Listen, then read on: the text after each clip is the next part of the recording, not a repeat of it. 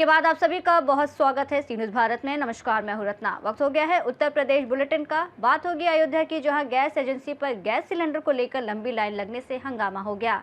इसके साथ बात होगी देवरिया की, जहां 14 मार्च को जिला स्तरीय विकसित भारत युवा संसद कार्यक्रम का आयोजन किया जाएगा। ऐसी तमाम खबरों पर विस्तार से चर्चा करेंगे। अयोध्या मंडल के हलियापुर में भारत उत्कर्ष गैस एजेंसी पर गैस सिलेंडर को लेकर लंबी लाइन लगने से हंगामा हो गया। इजराइल, ईरान, अमेरिका के बीच तनाव को लेकर गांव में फैली अफवाहों के कारण बड़ी संख्या में उपभोक्ता एजेंसी पर पहुंच गए, जिससे अफरा तफरी की स्थिति बन गई और कुछ लोग मारपीट पर उतारू हो गए। सूचना पर पहुंची पुलिस ने लोगों को समझाकर स्थिति को शांत कराया और बताया कि गैस की कोई किल्लत नहीं है। स्टॉक आने पर सभी उपभोक्ताओं को सिलेंडर उपलब्ध कराया जाएगा। अयोध्या से सी न्यूज़ संवाददाता इंद्र बहादुर सिंह की रिपोर्ट। खबर आजमगढ़ से है, जहां जीएसटी चोरी के अभियोग में वांछित अभियुक्त बिहार से गिरफ्तार किया गया है। इस मामले में पूर्व में 3 अन्य आरोपी भी गिरफ्तार हो चुके हैं। अभियुक्त के कब्जे से 2 लाख नकद और कूट रचित दस्तावेज बरामद किए गए हैं। इस संबंध में अपर पुलिस अधीक्षक विवेक त्रिपाठी ने क्या कुछ कहा, सुनिए। जैसा कि आप अवगत हैं, राज्य स्तर पर जीएसटी चोरी के संबंध में कई मुकदमे पंजीकृत किए गए हैं। मुख्यालय पुलिस महानिदेशक उत्तर प्रदेश द्वारा भी इस संबंध में लगातार मॉनिटरिंग की जा रही है। इसके लिए जीएसटी की अभियोगों की विवेचना के लिए एक एसआईटी गठित की गई है। विशेष इन्वेस्टिगेशन टीम का गठन किया गया है। जनपद में 5 अभियोग जीएसटी के पंजीकृत हुए हैं। वरिष्ठ पुलिस अधीक्षक आजमगढ़ महोदय द्वारा इसमें विशेष रुचि लेकर के और मार्गदर्शन प्रदान किया गया है। तो एक मुकदमा जो थाना कंदरापुर में पंजीकृत कराया गया था जीएसटी के अधिकारी द्वारा, उसमें अब तक 4 लोगों को गिरफ्तार किया गया है। 3 लोग पूर्व में गिरफ्तार किए जा चुके हैं और एक व्यक्ति जिनका नाम राजेश कुमार है, इनको कल मोतिहारी बिहार से थाना कंदरापुर के उप निरीक्षक श्री रमेश कुमार और साइबर सेल आजमगढ़ के मुख्य आरक्षी ओम प्रकाश जायसवाल और आरक्षी राहुल सिंह और उसके अलावा जो चंद्रापुर पुलिस के मुख्य आरक्षी गोरखनाथ यादव और विनय कुमार यादव द्वारा पकड़ करके और इनको न्यायिक अभिरक्षा में भेजा जा रहा है। सर, लगभग इसमें इनके पास से 2 लाख रुपए कैश बरामद हुए हैं और मोबाइल फोन बरामद हुआ है और अब इनके पास जो खाता बही है वो बरामद हुआ, जिसके संबंध में विवेचना। आजमगढ़ से सी न्यूज़ संवाददाता सीबी भास्कर की रिपोर्ट। बदायूं में वरिष्ठ पुलिस अधीक्षक ब्रिजेश कुमार सिंह के आदेश पर और अपर पुलिस अधीक्षक नगर विजेंद्र द्विवेदी के निर्देशन में थाना दातागंज पुलिस ने बीते 9 मार्च को हत्या के इरादे से ट्रैक्टर दुर्घटना में वादिनी के पुत्र राजेश कुमार शर्मा की मौत के मामले में 3 वांछित अभियुक्तों मोना शादाब और गोविंद सिंह को ट्रैक्टर सहित गिरफ्तार कर न्यायालय में पेश किया। बता दें कि 8 मार्च को अभियुक्तों ने योजना बनाकर ट्रैक्टर से राजेश कुमार शर्मा पर हमला किया था, जिससे वो गंभीर रूप से घायल हुए और इलाज के दौरान उनकी मौत हो गई। बदायूं से सी न्यूज़ संवाददाता आकाश तोमर की रिपोर्ट। देवरिया के बीआरडी पीजी कॉलेज में मेरा युवा भारत और राष्ट्रीय सेवा योजना के संयुक्त तत्वाधान में 14 मार्च को जिला स्तरीय विकसित भारत युवा संसद का आयोजन किया जाएगा। वहीं कार्यक्रम का विषय आपातकाल के 50 वर्ष भारतीय लोकतंत्र के लिए सबक रखा गया है, जिसका उद्देश्य युवाओं को लोकतांत्रिक मूल्यों, संसदीय परंपराओं और नीति निर्माण प्रक्रिया के प्रति जागरूक करना है। प्रतियोगिता में 18 से 25 वर्ष आयु वर्ग के देवरिया जिले के युवा भाग ले सकेंगे और उन्हें माई भारत पोर्टल पर 13 मार्च तक ऑनलाइन पंजीकरण कराना होगा। महाविद्यालय के प्राचार्य प्रताप नारायण सिंह ने युवाओं से अधिक संख्या में भाग लेने की अपील की है। सर, इस कार्यक्रम का उद्देश्य क्या है?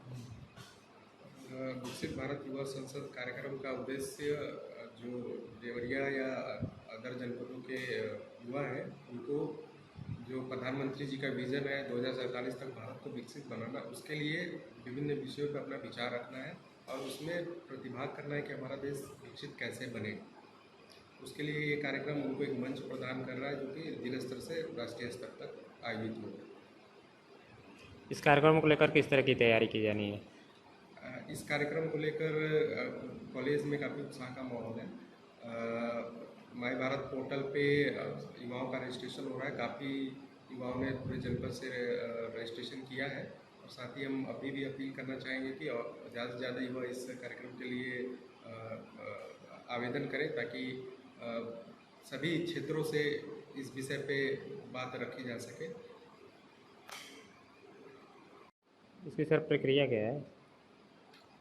इसकी प्रक्रिया सबसे पहले तो माई भारत पोर्टल पे जा कर के जो देवरिया जनपद के 18 साल से 25 साल के युवा हैं वे उस पर रजिस्ट्रेशन अपना करेंगे, जिसकी डेट 14 मार्च तक सुबह तक है, वो कर सकते हैं।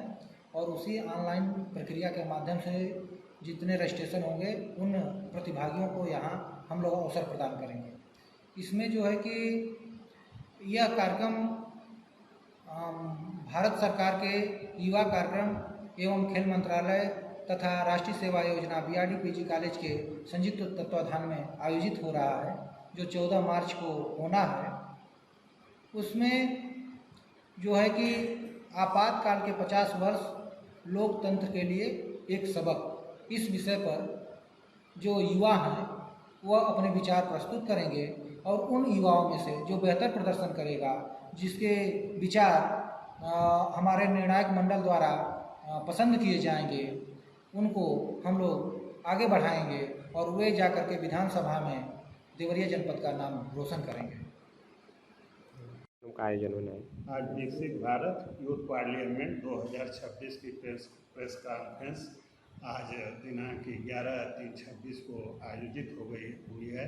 इसमें पूरे ज़िले का nodal centre BRD-PG college Deoria को बनाया गया है, जिसमें 18 से 25 वर्ग के जो भी युवा हैं और यहाँ से सेलेक्ट होके विधानसभा में जाएंगे, फिर वहाँ से सेलेक्ट होके संसद में जाएंगे।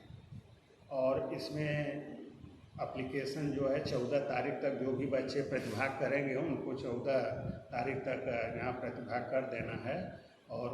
और विशेष जानकारी यहाँ के जिला युवा अधिकारी चंद्रभूषण। देवरिया से सीनू संवाददाता रवि प्रकाश बादल की रिपोर्ट।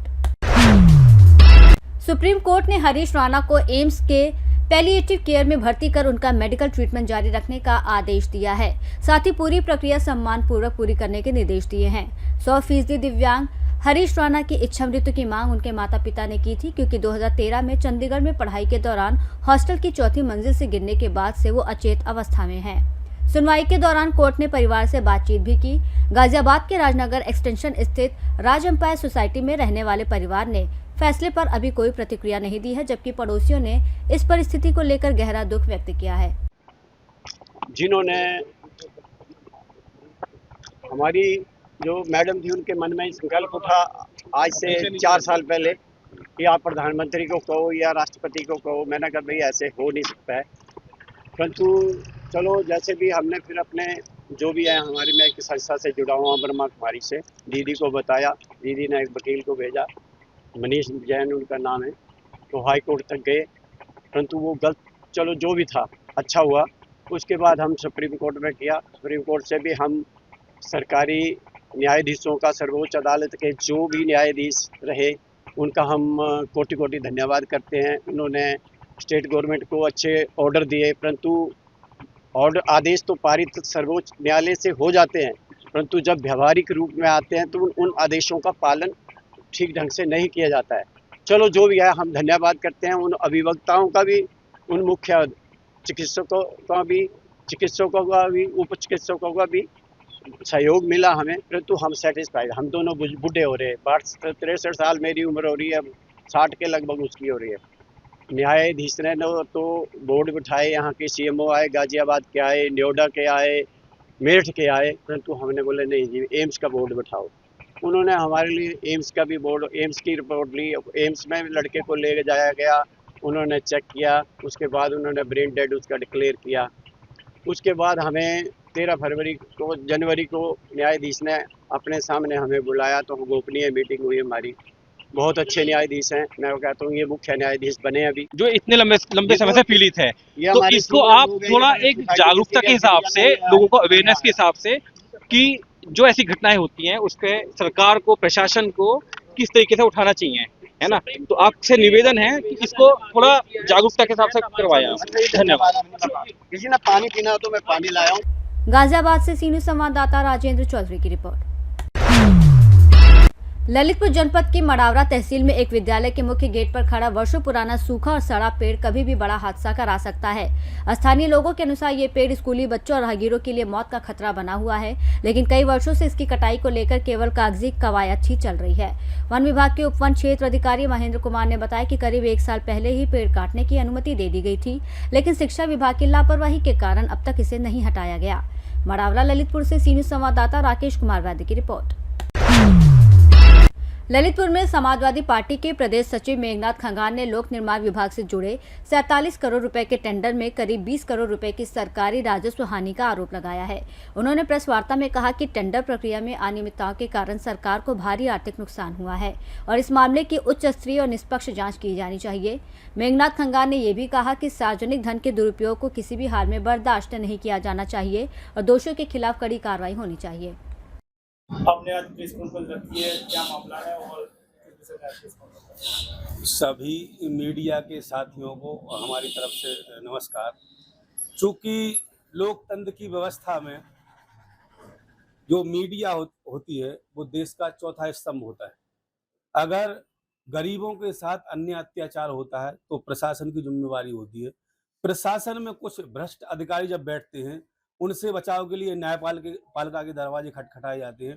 अगर कहीं से भरोसा उठता है तो उसके बाद एक स्तंभ होता है मीडिया। मीडिया के माध्यम से गरीबों को न्याय मिलता है। क्योंकि लोक निर्माण विभाग में ऑनलाइन टेंडर डाले जाते हैं और मूल्यांकन के लिए पैरी ऐप प्रयोग किया जाता है, तो फिर बांसीवार एवं ललितपुर जखौरा मार्ग की निविदाएं दिनांक 15/2/2025 को तकनीकी बिड खोली गई। प्राप्त निविदाओं में हुई शिकायतों को 3 दिन में प्राप्त कर निस्तारण तत्काल किया जाना था, जो स्थानीय निविदा समिति द्वारा 27/1/2026 को मुख्यालय स्थित निविदा समिति को भेजी गई, जिस पर निर्णय 24/2/2026 को हो पाया। इनको 3 दिन के अंदर करना चाहिए। ललितपुर से सीनियर संवाददाता विकास सोनी की रिपोर्ट। ललितपुर में नेशनल हाईवे 44 पर आज सुबह एक ट्रक में अचानक आग लग गई, जिससे अफरा तफरी मच गई। ट्रक गौना क्षेत्र से गुजर रहा था कि धुआं उठने पर चालक ने वाहन रोककर कूदकर अपनी जान बचाई, लेकिन आग ने ट्रक में रखा अधिकांश सामान जला दिया। सूचना मिलते ही पुलिस और दमकल टीम मौके पर पहुंची और कड़ी मशक्कत के बाद आग पर काबू पाया। आग लगने से हाईवे पर कुछ समय यातायात प्रभावित हुआ। प्राथमिक जांच में शॉर्ट सर्किट या तकनीकी खराबी को कारण माना जा रहा है, जबकि वास्तविक वजह की जाँच जारी है। चालक सुरक्षित है। ललितपुर से सीनियर संवाददाता विकास सोनी की रिपोर्ट। रामपुर में गैस सिलेंडर की बढ़ती कीमतों और उपलब्धता को लेकर उपभोक्ताओं में चिंता बढ़ी है। कई लोगों का कहना है कि अंतर्राष्ट्रीय स्तर पर चल रहे युद्ध और तेल गैस की कीमतों में उतार चढ़ाव का असर स्थानीय स्तर पर घरेलू बजट पर पड़ रहा है। हालांकि हिंदुस्तान पेट्रोलियम गैस एजेंसी के मैनेजर पवन सक्सेना का कहना है कि फिलहाल पर्याप्त गैस सिलेंडर उपलब्ध हैं और बड़ी कमी नहीं है। जिलाधिकारी अजय कुमार द्विवेदी ने भी कहा कि आपूर्ति पर्याप्त है और अफवाह फैलाकर कालाबाजारी करने वालों के खिलाफ कड़ी कार्रवाई की जाएगी। रामपुर से सीनियर संवाददाता साजिद खान की रिपोर्ट। जी, क्या कहना चाहेंगी, गैस सिलेंडर पे जो है 60 रुपये बढ़ गए आपके किचन में? जी, गैस सिलेंडर पे जो पैसे बढ़े हैं, सीधे तौर पे ये जंग का असर है। तो अगर जंग ऐसी जारी रही तो मुझे लगता है कि सिलेंडर के पैसे और पेट्रोल डीजल पे और बढ़ते जाएंगे, तो हम घर में औरतों को बहुत परेशानी होगी। इसका सीधा असर हमारे घरेलू बजट पे पड़ेगा। तो जंग रुकना चाहिए। ये बहुत हिंदुस्तान के लिए नहीं, पूरी दुनिया के लिए बहुत ख़तरनाक सिचुएशन होती जा रही है। और अब इस मौके का फ़ायदा गैस एजेंसियां और जो डिलीवरी करते हैं गैस सिलेंडर वाले, तो वो भी उठा रहे हैं। ब्लैक भी हो रहे हैं सिलेंडर। तो इस चीज़ की तरफ भी सरकार को ध्यान देना चाहिए कि गैस की कालाबाजारी रुके और सही टाइम पे जो घरों पे सिलेंडर पहुँचें और बुकिंग की सुविधा जो है आसानी से हो। घर पे सिलेंडर नहीं पहुंच पा रहे जो बुक कर रहे हैं लोग? जी, ऐसा हो रहा है कि सिलेंडर तो बुक हो जा रहे हैं, लेकिन उनके टाइम से डिलीवरी नहीं हो रही है, बीच में ही उनको ब्लैक कर दिया जा रहा है। तो इस तरफ सरकार को कड़ा कदम उठाना चाहिए और गैस एजेंसियों के मालिक जो हैं उनको भी इस तरफ ध्यान देना चाहिए कि गैस की सप्लाई जो है सही टाइम पे करें बुकिंग के बाद, और जिन्होंने बुकिंग कराई है उन्हीं के यहाँ सिलेंडर पहुँचे, ये नहीं कि उनको बीच में ही ब्लैक कर दिया जाए। तो गैस महंगी होगी, किचन पे कुछ असर पड़ेगा इसको? सीधा असर पड़ेगा जब गैस के सिलेंडर पे पैसे बढ़ेंगे। तो अभी तो 60 रुपये बढ़े हैं, अगर जंग के हालात ऐसे ही रहे तो लगता है कि शायद पैसे और बढ़ जाएं, और इसका पूरे मतलब बजट प्रभावित होता ही है। ये तो सीधी सी बात है, जब पैसे बढ़ेंगे तो हर चीज़ पे तो पैसे बढ़ने से बजट, किचन का, घर का बजट पूरी तरह से प्रभावित होता है। सरकार से क्या मांग करती हैं? सरकार से हमारी मांग है कि आप इसमें बातचीत करें, बातचीत का रास्ता निकालें और जंग को रोकने में पहल करें, बात करें अंतर्राष्ट्रीय स्तर पर। और जंग रुकना चाहिए। ये एक वैसे भी इंसानियत के लिए भी बहुत मतलब ख़तरनाक है, और एनवायरनमेंट के लिए भी। गीला है गैस वाला। क्या नाम आपका? नन्हे भाई। पूरी बात है, हमने 5 दिन पहले, अभी अगले महीने की 5 तारीख की गैस बुक है, तो वो कह रहा आज नहीं कल नहीं, आज नहीं कल नहीं, आज नहीं कल नहीं। अब तुम उसको टाले जा रहे हो परसों को। अब बेटी हमारी है तो बेटी लेने थोड़ी जाएगी जब आपको हम पूरे पैसे दे रहे हैं। 960 रुपए 900 है तो दे के जाओ सिलेंडर। बोला आज नहीं है, कल देंगे, परसों देंगे, तरसों देंगे। ये क्या तरीका है, ये मुझे बताइए। रमेश डीलर है यहाँ पे, गैस बांटता है। दिक्कत क्या रही, क्यों नहीं पहुंचा रहा, क्या वजह? उससे यही तो पूछा है दिक्कत क्यों आ रही है। बोले यहाँ एजेंसी में सिलेंडर नहीं है। यहाँ पे सिलेंडर है, यहाँ पर कल भी सिलेंडर बांटा भाई साहब ने, कल भी दिए गैस। सिलेंडर वो नहीं दे रहा, अब वो नहीं दे रहा सिलेंडर जाके यहाँ से। तो कंप्लेंट की इसकी आपने? आज मैंने कंप्लेंट लिखवाई है, तो मैडम थी बोली हम उससे बात करेंगे। ना उस दिन के बाद आज ही दिखा है। अब क्या बात हुई आपकी? अब बोले सिलेंडर नहीं था वहाँ पर एजेंसी पे, और सिलेंडर कल भी बांटे हैं, कल भी भैया के यहाँ से एजेंसी से सिलेंडर जा रहा है। नाम तो एजेंसी का बदनाम हो रहा है। अच्छा, रेट जो बढ़ा उसको कोई दिक्कत नहीं है, कोई दिक्कत नहीं है। अब एजेंसी का नाम बदनाम हो रहा है भाई सब की। क्या नाम है आपका? मेरा नाम पवन सक्सेना। ये पवन भाई क्या कहेंगे, क्योंकि अब गैस पे जो है सिलेंडर पे 60 रुपए बढ़ गए, क्या दिक्कत कुछ आ रही नहीं आ रही? लोग लेके जा रहे हैं गैस या नहीं? नहीं, हाँ गैस पे रेट तो बढ़ा है, कमर्शियल पे भी बढ़ा है और डोमेस्टिक पे भी बढ़ा है। क्या क्या समस्या आ रही है बढ़ने में? बढ़ने में क्या, तो वो एफोर्ड करेगा कस्टमर, तो गवर्नमेंट का है। तो गैस आ रही है, गैस आ रही है, लेकिन थोड़ी सी किल्लत के साथ है। थोड़ी किल्लत, लोगों के घर पर पहुंच रही है। जिस हिसाब से आ रही है उस हिसाब से वितरण किया जा रहा है। कुछ पेंडिंग भी है, चल रही है कस्टमर की। जिस हिसाब से यूज चल रहा है उससे कोई असर देखने को मिल रहा है? हाँ, असर तो देखने को मिल रहा है। थोड़ा तो मामला डिस्टर्ब हो गया, इसीलिए सप्लाई का अब ये इसलिए नहीं बढ़ा, ये तो गवर्नमेंट का इशू है। गवर्नमेंट का, हाँ जी। तो बढ़ने तो फर्क तो दिख रहा था। हाँ, बढ़ेगा, कोई कम हुआ। हाँ, अभी हमने देखा कुछ आयदा बता रहे थे, हमने बुक कराई थी 4-5 दिन, कोई पहुंचा नहीं रहा। हाँ, तो भाई गैस की है ना, एक दिन में सारी सप्लाई नहीं वितरण हो सकती। आज भी मैं अगर 8-9 तारीख तक की गैस बांट रहा हूँ, 8 तक की। कितने सिलेंडर आए आज गाड़ी में? आज 360 सिलेंडर की गाड़ी आई है मेरे पास। सारी निकल जाएगी आज? अभी ये डिलीवर के ऊपर है, कित तक मेरे होकर से बांटता है। तो पूरे जिले में जाती है?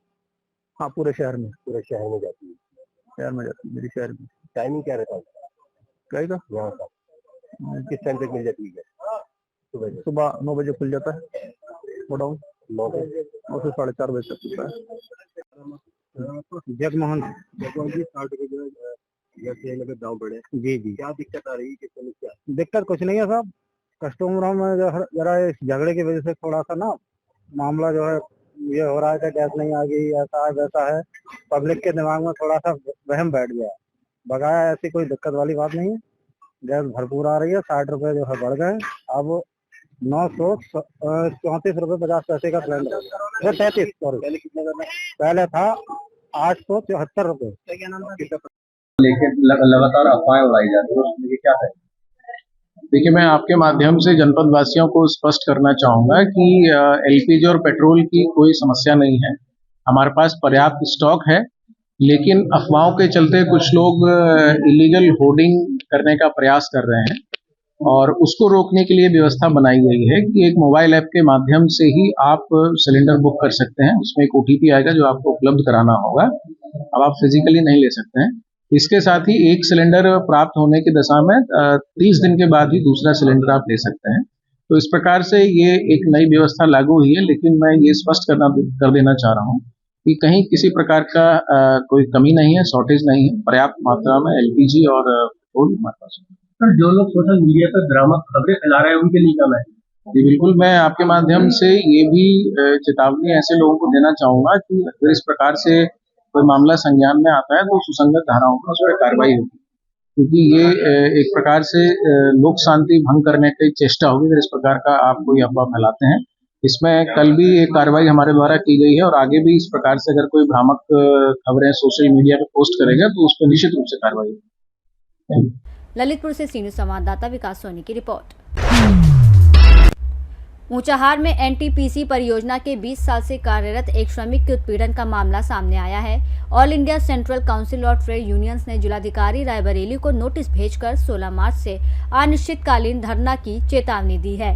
इकाई अध्यक्ष पवन मिश्रा ने आरोप लगाया कि पिछले साल ठेकेदारों द्वारा मजदूरी से अवैध कटौती के खिलाफ आवाज उठाने पर श्रमिक को गाली गलौज और जान से मारने की धमकी दी गई थी और अब उनका गेट पास रिन्यू नहीं कर सेवा से अलग करने की कोशिश की जा रही है। संगठन ने 15 मार्च तक श्रमिक की सेवाओं को बहाल करने और गेट पास जारी करने की मांग की है। भैया अपना परिचय बताइए। मेरा नाम पवन मिश्रा है और हम लोग यहाँ ज्ञापन देने के लिए आए हैं। किस संबंध में? ये कुछ लोगों का गेट पास नहीं बना है जिसमें हमारा नाम भी है उसमें, तो उसके उपलक्ष्य में हम लोग यहाँ एक ज्ञापन देने आए हैं जो एसडीएम साहब को दे चुके हैं, अब थाने में देना है। क्या उद्देश्य है? क्या उद्देश्य है आपका? ये उद्देश्य ये है कि अगर हम लोग मतलब हमारे साथियों को और हमको अगर पुनः काम पे नहीं रखा गया तो हम लोग बाध्य होकर के विवश हैं कि हम गेट पर धरना प्रदर्शन करेंगे। इसी बात को आप ज्ञापन देने आए हैं? जी, इसी बात के लिए ज्ञापन देने आए हैं आप? जी, इस बात के लिए हम ज्ञापन देने आए हैं। कितने कर्मचारी निकाले गए हैं? एक से कर्मचारी लमसम 9-10 लोग हैं। अच्छा, उनको निकाल दिया गया है, लेकिन कोई कारण बताए?